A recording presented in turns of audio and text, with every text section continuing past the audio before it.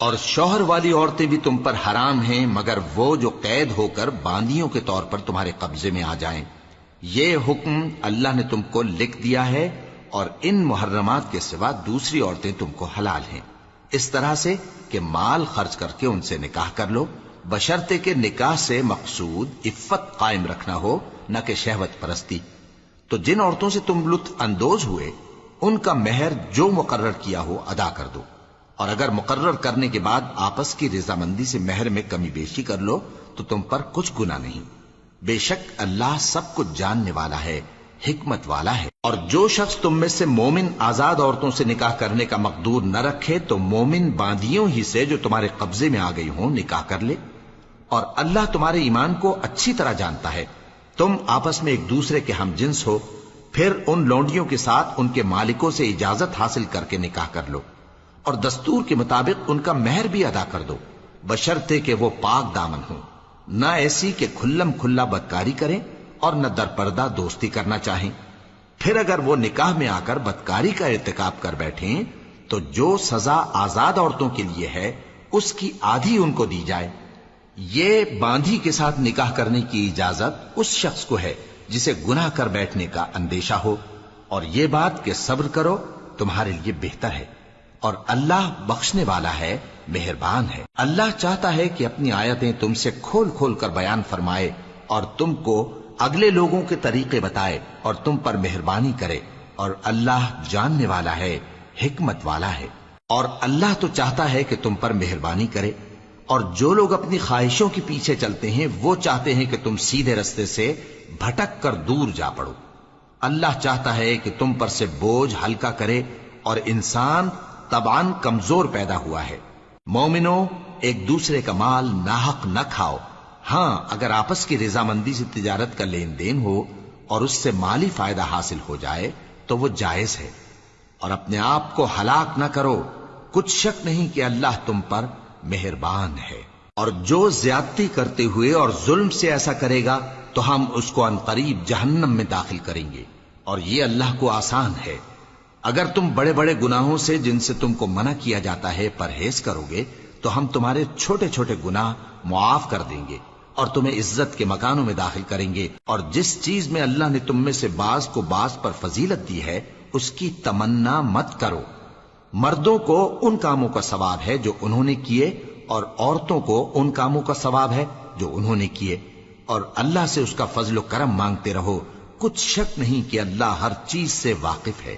اور جو مال ماں باپ اور رشتہ دار چھوڑ مریں تو حقداروں میں تقسیم کر دو کہ ہم نے ہر ایک کے حقدار مقرر کر دیے ہیں، اور جن لوگوں سے تم عہد کر چکے ہو ان کو بھی ان کا حصہ دو، بے شک اللہ ہر چیز پر نگراں ہے۔ مرد عورتوں پر حاکم ہیں، اس لیے کہ اللہ نے بعض کو بعض سے افضل بنایا ہے، اور اس لیے بھی کہ مرد اپنا مال خرچ کرتے ہیں۔ تو جو نیک بیویاں ہیں وہ فرمانبردار ہوتی ہیں، اور ان کے پیٹھ پیچھے اللہ کی حفاظت میں مال و آبرو کی خبرداری کرتی ہیں۔ اور جن عورتوں کی نسبت تمہیں معلوم ہو کہ سرکشی اور بدخوئی کرنے لگی ہیں تو پہلے ان کو زبانی سمجھاؤ، اگر نہ سمجھیں تو پھر ان کے ساتھ سونا ترک کر دو۔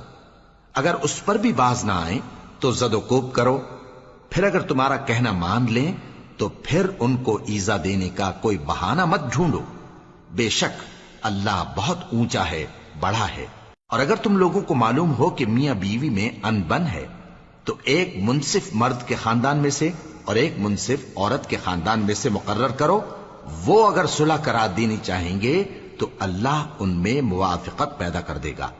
کچھ شک نہیں کہ اللہ سب کچھ جانتا ہے، سب باتوں سے خبردار ہے۔ اور اللہ ہی کی عبادت کرو اور اس کے ساتھ کسی چیز کو شریک نہ بناؤ، اور ماں باپ اور قرابت والوں اور یتیموں اور ناداروں اور رشتہ دار ہمسایوں اور اجنبی ہمسایوں اور پاس بیٹھنے والوں اور مسافروں اور جو لوگ تمہارے قبضے میں ہوں سب کے ساتھ حسن سلوک کرو، بے شک اللہ تکبر کرنے والے، بڑائی مارنے والے کو دوست نہیں رکھتا۔ جو خود بھی بخل کریں اور لوگوں کو بھی بخل سکھائیں، اور جو مال اللہ نے ان کو اپنے فضل سے عطا فرمایا ہے اسے چھپا چھپا کے رکھیں، اور ہم نے کافروں کے لیے ذلت کا عذاب تیار کر رکھا ہے۔ اور جو خرچ بھی کریں تو اللہ کے لیے نہیں بلکہ لوگوں کے دکھانے کو، اور ایمان نہ اللہ پر لائیں نہ روز آخر پر، اور جس کا ساتھی شیطان ہوا تو کچھ شک نہیں کہ وہ برا ساتھی ہے۔ اور اگر یہ لوگ اللہ پر اور روز قیامت پر ایمان لاتے اور جو کچھ اللہ نے ان کو دیا تھا اس میں سے خرچ کرتے تو ان پر کیا مصیبت آ پڑتی، اور اللہ ان کو خوب جانتا ہے۔ اللہ کسی کی ذرہ بر بھی حق تلفی نہیں کرتا، اور اگر کسی نے نیکی کی ہوگی تو اس کو کئی گنا کر دے گا اور اپنے ہاں سے اجر عظیم بخشے گا۔ بھلا اس دن کیا حال ہوگا جب ہم ہر امت میں سے احوال بتانے والے کو بلائیں گے اور تم کو اے نبی صلی اللہ علیہ وآلہ وسلم ان لوگوں کا حال بتانے کو بطور گواہ طلب کریں گے۔ اس روز کافر اور پیغمبر کے نافرمان آرزو کریں گے کہ کاش ان کو دھسا کر زمین برابر کر دی جاتی، اور وہ اللہ سے کوئی بات چھپا نہیں سکیں گے۔ مومنو، جب تم نشے کی حالت میں ہو تو جب تک ان الفاظ کو جو منہ سے کہو سمجھنے نہ لگو نماز کے پاس نہ جاؤ، اور جنابت کی حالت میں بھی نماز کے پاس نہ جاؤ یہاں تک کہ غسل کر لو۔ ہاں، اگر بحالت سفر رستے چلے جا رہے ہو اور پانی نہ ملنے کے سبب غسل نہ کر سکو تو تیمم کر کے نماز پڑھ لو، اور اگر تم بیمار ہو یا سفر میں ہو یا کوئی تم میں سے بیت الخلا سے ہو کر آیا ہو یا تم نے عورتوں سے مقاربت کی ہو اور تمہیں پانی نہ ملے تو پاک مٹی لو اور منہ اور ہاتھوں کا مسح کر کے تیمم کر لو، بے شک اللہ معاف کرنے والا ہے، بخشنے والا ہے۔ بھلا تم نے ان لوگوں کو نہیں دیکھا جن کو کتاب سے حصہ دیا گیا تھا کہ وہ گمراہی کو خریدتے ہیں اور چاہتے ہیں کہ تم بھی رستے سے بھٹک جاؤ، اور اللہ تمہارے دشمنوں سے خوب واقف ہے، اور اللہ ہی کافی کارساز ہے اور اللہ ہی کافی مددگار ہے۔ اور یہ جو یہودی ہیں ان میں کچھ لوگ ایسے بھی ہیں کہ کتاب اللہ کے کلمات کو ان کے مقامات سے ہٹا دیتی ہیں اور کہتے ہیں کہ ہم نے سن لیا اور نہیں مانا، اور کہتے ہیں سنو نہ سنوائے جاؤ، اور زبان کو مروڑ کر اور دین میں طعن کی راہ سے تم سے گفتگو کے وقت راعینا کہتے ہیں، اور اگر یوں کہتے کہ ہم نے سن لیا اور مان لیا اور صرف اسمع اور راعینا کی جگہ انظرنا کہتے تو ان کے حق میں بہتر ہوتا اور بات بھی بہت درست ہوتی، لیکن اللہ نے ان کے کفر کے سبب ان پر لعنت کر رکھی ہے تو یہ کچھ تھوڑے ہی ایمان لاتی ہیں۔ اے کتاب والو، قبل اس کے کہ ہم کچھ چہروں کو مٹا دیں اور پھر ان کی پیٹھ کی طرف پھیر دیں یا ان پر اس طرح لعنت کریں جس طرح ہفتے والوں پر لعنت کی تھی، ہماری نازل فرمائی ہوئی کتاب پر جو تمہاری کتاب کی بھی تصدیق کرتی ہے ایمان لے آؤ، اور اللہ نے جو حکم فرمایا سو سمجھ لو کہ ہو چکا۔ اللہ اس گناہ کو نہیں بخشے گا کہ کسی کو اس کا شریک بنایا جائے، اور اس کے سوا اور گناہ جس کو چاہے معاف کر دے، اور جس نے اللہ کا شریک مقرر کیا اس نے بڑا بہتان باندھا۔ کیا تم نے ان لوگوں کو نہیں دیکھا جو اپنے آپ کو پاکیزہ کہتے ہیں؟ نہیں، بلکہ اللہ ہی جس کو چاہتا ہے پاکیزہ کرتا ہے، اور ان پر دھاگے برابر بھی ظلم نہیں ہوگا۔ دیکھو یہ اللہ پر کیسا جھوٹ طوفان باندھتے ہیں، اور یہی کھلا گناہ کافی ہے۔ بھلا تم نے ان لوگوں کو نہیں دیکھا جن کو کتاب سے حصہ دیا گیا ہے کہ بتوں اور شیطان کو مانتے ہیں، اور کفار کے بارے میں کہتے ہیں کہ یہ لوگ مومنوں کی نسبت سیدھے رستے پر ہیں۔ یہی لوگ ہیں جن پر اللہ نے لعنت کی ہے، اور جس پر اللہ لعنت کرے تو تم اس کا کسی کو مددگار نہ پاؤ گے۔ کیا ان کے پاس بادشاہی کا کچھ حصہ ہے؟ اس صورت میں تو یہ لوگوں کو تل برابر بھی نہ دیں گے، یا جو اللہ نے لوگوں کو اپنے فضل سے دے رکھا ہے اس کا حسد کرتے ہیں۔ تو ہم نے خاندان ابراہیم کو کتاب اور دانائی عطا فرمائی تھی اور سلطنت عظیم بھی بخشی تھی، پھر لوگوں میں سے کسی نے تو اس کتاب کو مانا اور کوئی اس سے رکا رہا، تو ان نہ ماننے والوں کے لیے دوزخ کی جلتی ہوئی آگ کافی ہے۔ جن لوگوں نے ہماری آیتوں سے کفر کیا ان کو ہم عنقریب آگ میں داخل کریں گے، جب کبھی ان کی کھالیں گل جائیں گی تو ہم ان کو اور کھالیں بدل کر دیں گے تاکہ ہمیشہ عذاب کا مزہ چکھتے رہیں۔ بے شک اللہ غالب ہے، حکمت والا ہے۔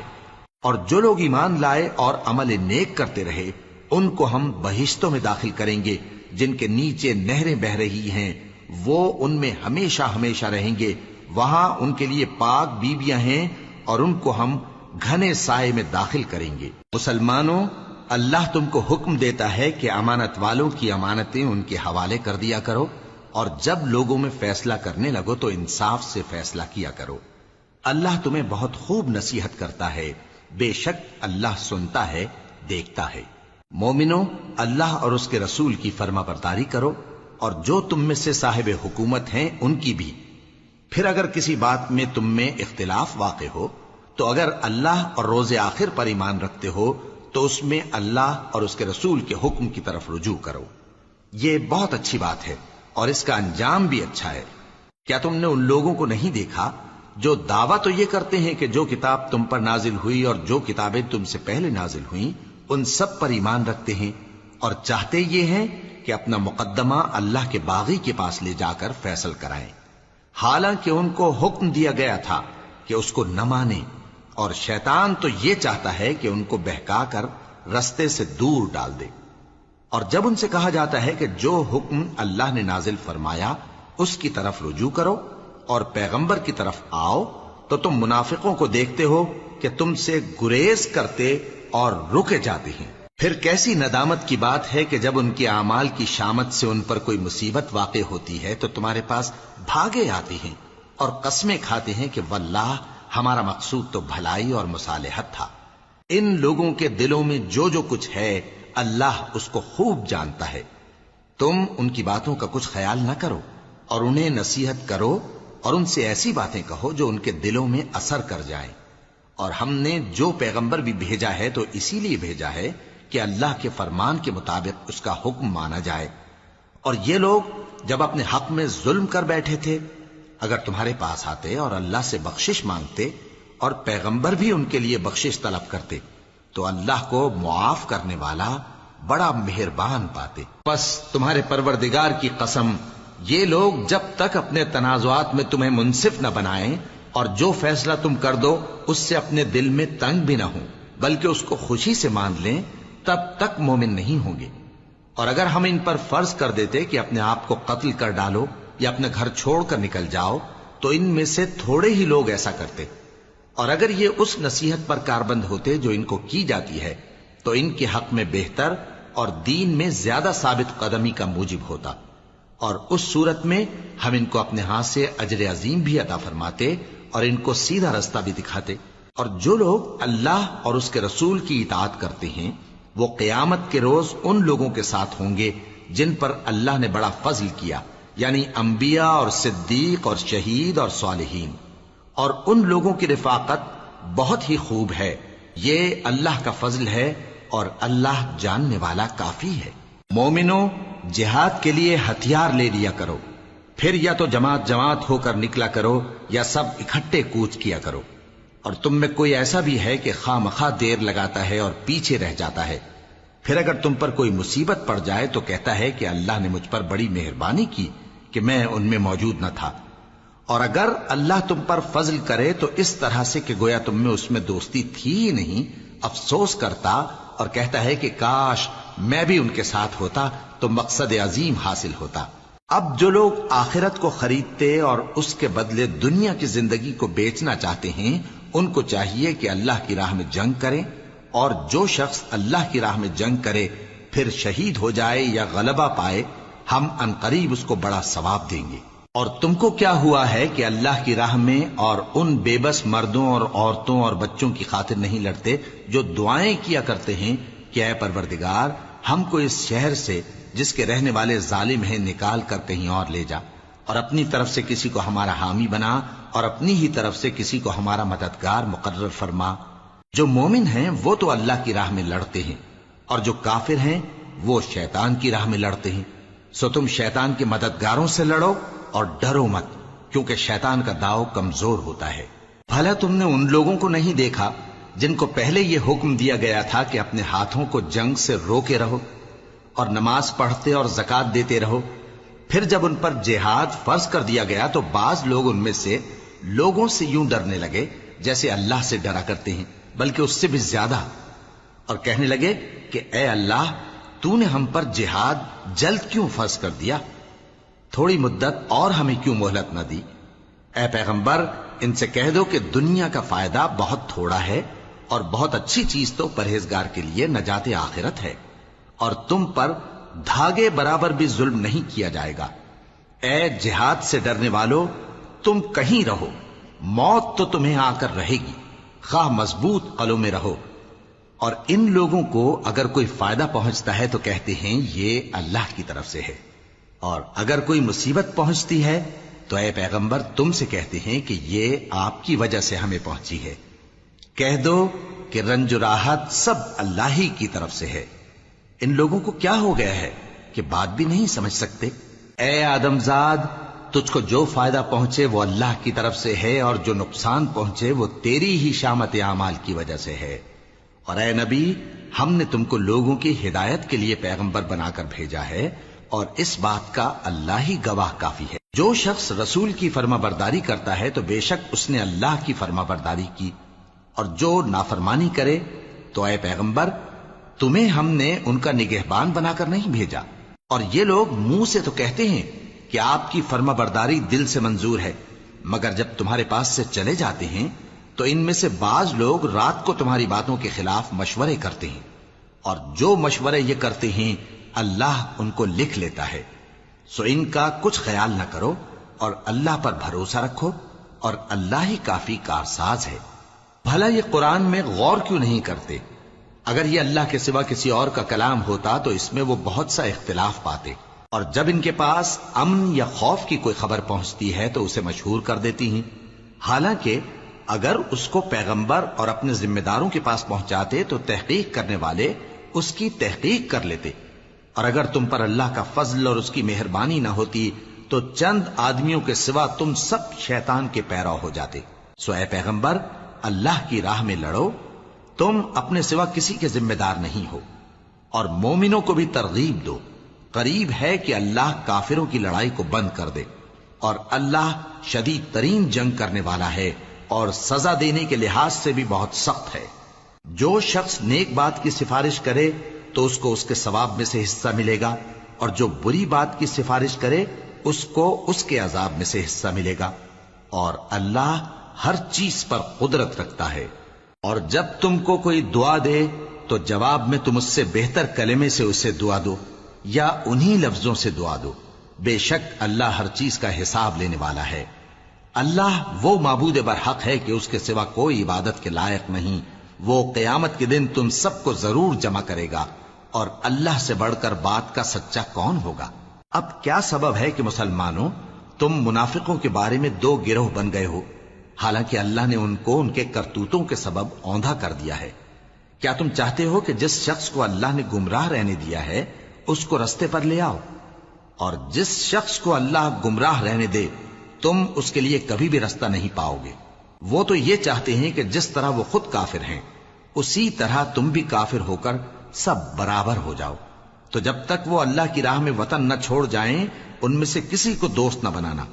اگر ترک وطن کو قبول نہ کریں تو ان کو پکڑ لو اور جہاں پاؤ قتل کر دو، اور ان میں سے کسی کو اپنا رفیق اور مددگار نہ بناؤ. مگر جو لوگ ایسے لوگوں سے جا ملے ہوں جن میں اور تم میں صلح کا عہد ہو، یا اس حال میں کہ ان کے دل تمہارے ساتھ یا اپنی قوم کے ساتھ لڑنے سے بھج رہے ہوں تمہارے پاس آ جائیں تو اور بات ہے. اور اگر اللہ چاہتا تو ان کو تم پر غالب کر دیتا تو وہ تم سے ضرور لڑتے. پھر اگر وہ تم سے کنارہ کشی کریں یعنی تم سے نہ لڑیں اور تمہاری طرف صلح کا پیغام بھیجیں تو اللہ نے تمہارے لیے ان پر زبردستی کرنے کی کوئی سبیل مقرر نہیں کی. تم کچھ اور لوگ ایسے بھی پاؤ گے جو یہ چاہتے ہیں کہ تم سے بھی امن میں رہیں اور اپنی قوم سے بھی امن میں رہیں، لیکن جب فتنہ انگیزی کو بلائے جائیں تو اس میں اوندھے منہ گر پڑیں. تو ایسے لوگ اگر تم سے لڑنے سے کنارہ کشی نہ کریں اور نہ تمہاری طرف پیغام صلح بھیجیں اور نہ اپنے ہاتھوں کو روکیں تو ان کو پکڑ لو اور جہاں پاؤ قتل کر دو. اور انہی لوگوں کے مقابلے میں ہم نے تمہیں کھلی چھوٹ دے دی. اور کسی مومن کو شایع نہیں کہ دوسرے مومن کو مار ڈالے مگر غلطی سے ایسا کر بیٹھے. اور جو غلطی سے بھی مومن کو مار ڈالے تو وہ ایک مسلمان غلام آزاد کر دے اور مقتول کے وارثوں کو خون بہا بھی دے، مگر یہ کہ وہ معاف کر دیں. پھر اگر مقتول تمہارے دشمنوں کی جماعت میں سے ہو اور وہ خود مومن ہو تو صرف ایک مسلمان غلام آزاد کرنا چاہیے.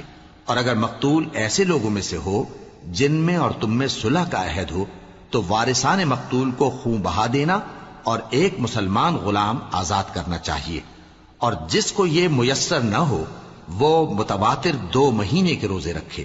یہ کفارہ اللہ کی طرف سے قبول توبہ کے لیے ہے، اور اللہ سب کچھ جانتا ہے، بڑی حکمت والا ہے. اور جو شخص کسی مسلمان کو قصدن مار ڈالے گا تو اس کی سزا دوزخ ہے، جس میں وہ ہمیشہ جلتا رہے گا، اور اللہ اس پر غضبناک ہوگا اور اس پر لعنت کرے گا، اور ایسے شخص کے لیے اس نے بڑا سخت عذاب تیار کر رکھا ہے.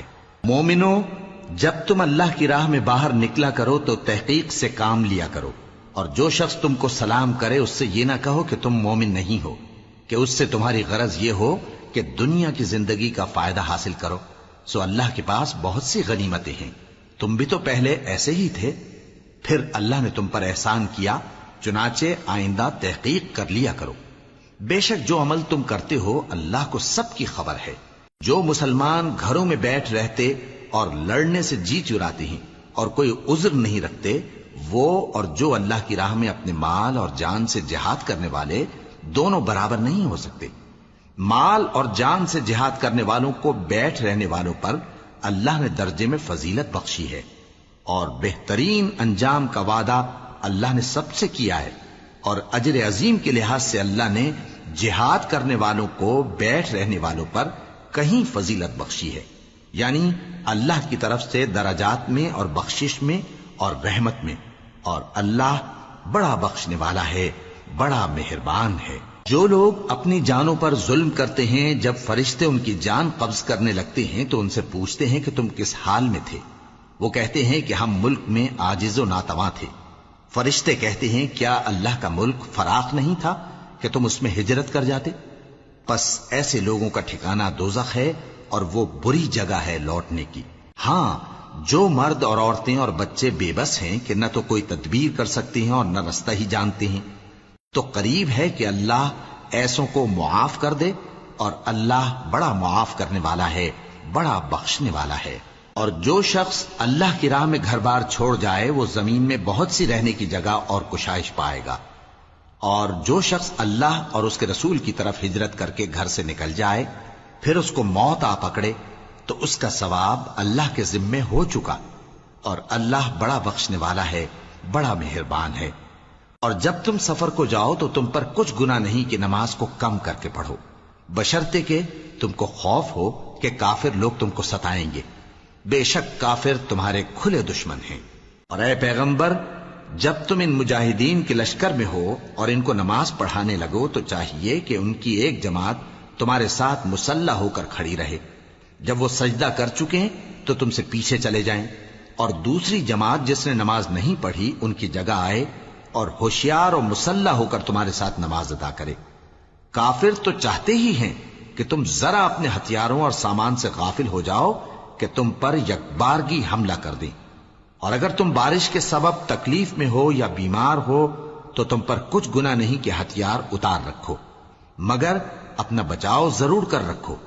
اللہ نے کافروں کے لیے ذلت کا عذاب تیار کر رکھا ہے. پھر جب تم یہ نماز تمام کر چکو تو کھڑے اور بیٹھے اور لیٹے ہر حالت میں اللہ کو یاد کرو. پھر جب تم مطمئن ہو جاؤ تو پورے آداب کے ساتھ نماز پڑھو.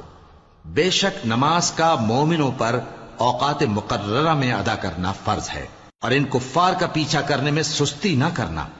اگر تم بے آرام ہوتے ہو تو جس طرح تم بے آرام ہوتے ہو اسی طرح وہ بھی بے آرام ہوتے ہیں، اور تم تو اللہ سے ایسی ایسی امیدیں رکھتے ہو جو وہ نہیں رکھتے، اور اللہ سب کچھ جانتا ہے، بڑی حکمت والا ہے. اے پیغمبر، ہم نے تم پر سچی کتاب نازل کی ہے تاکہ اللہ کی ہدایات کے مطابق لوگوں کے مقدمات فیصل کرو. اور دیکھو، دغابازوں کی حمایت میں کبھی بحث نہ کرنا، اور اللہ سے بخشش مانگتے رہو. بے شک اللہ بخشنے والا ہے، بڑا مہربان ہے. اور جو لوگ اپنے ہم جنسوں کی خیانت کرتے ہیں ان کی طرف سے بحث نہ کرنا، کیونکہ اللہ دغاباز اور گناہگار کو دوست نہیں رکھتا.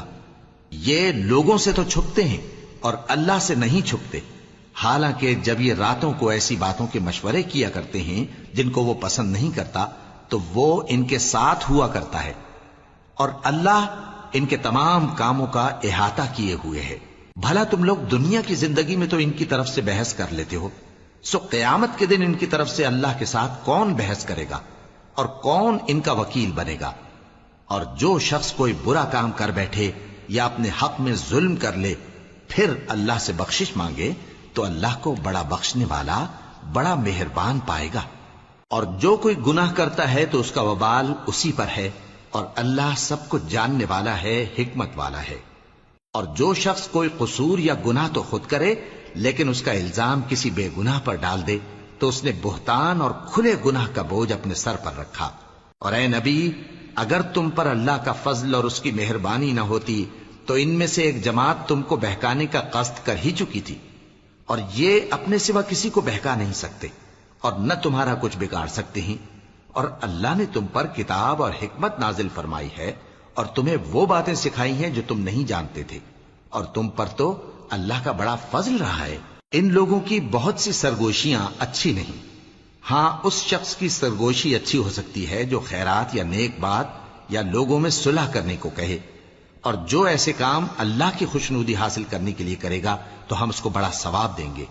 اور جو شخص سیدھا رستہ معلوم ہونے کے بعد پیغمبر کی مخالفت کرے اور مومنوں کے رستے کے سوا کسی اور رستے پر چلے تو جدھر وہ چلتا ہے ہم اسے ادھر ہی چلا دیں گے، اور قیامت کے دن اسے جہنم میں داخل کریں گے، اور وہ بری جگہ ہے.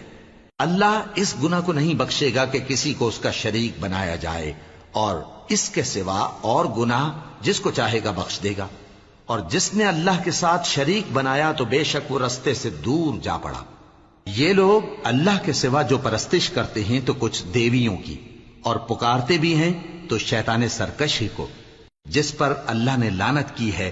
اور وہ اللہ سے کہنے لگا میں تیرے بندوں سے غیر اللہ کی نیاز دلوا کر مال کا ایک مقرر حصہ لے لیا کروں گا، اور ان کو گمراہ کرتا اور انہیں امیدیں دلاتا رہوں گا، اور یہ سکھاتا رہوں گا کہ جانوروں کے کان چیرتے رہیں، اور انہیں سمجھاتا رہوں گا تو وہ اللہ کی بنائی ہوئی صورتوں کو بگاڑتے رہیں گے.